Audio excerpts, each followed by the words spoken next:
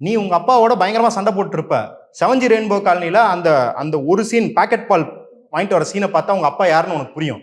அப்ப உன்னை சுத்தி இருக்கும் மனிதர்களை நீ ஒழுங்கா புரிஞ்சுக்கிறதுக்கு தான்டா கலை இங்க இருக்குது.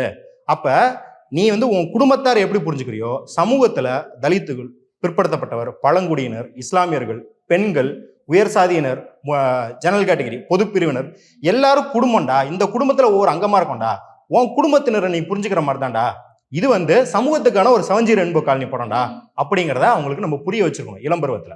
அப்படி புரிய வச்சிருந்தா இப்ப இந்த விவாதம் ஏன் என்டர்டைன்மெண்ட்டுக்கு அப்படிங்கிறது ஒரு முன்னேறிய சமூகத்துல இந்த கேள்வி வரது கிடையாது.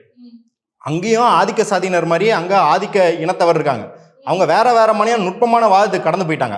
நம்ம இன்னும் அந்த நுட்பமான வாதத்துக்கே போகாம இருக்கோம். ஆக்சுவலி அந்த ஷோல எங்களுக்குலாம் இந்த தரப்புல இருந்தவங்களுக்கு என்ன ஒரு பெரிய அயற்சியாக இருந்ததுன்னா, 6-7 வருஷத்துலமா நம்ம இதை பேசிக்கிட்டு இருக்கோம்.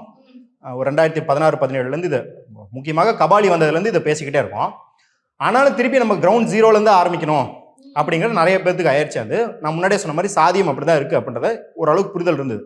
அப்போ அப்படி இருக்கும்போது நம்ம நாளைக்கே இவங்களை பேசி ஃபுல்லாக மாற்றிட முடியாது. இருந்தாலும் இப்போ நான் இந்த கலை பற்றிய புரிதல் நம்மளுக்கு கொடுத்தோம்னா அவங்க அடுத்து இன்னொரு பொசிஷனுக்கு போய் நம்மளுக்கு வாதம் பண்ணுவாங்க.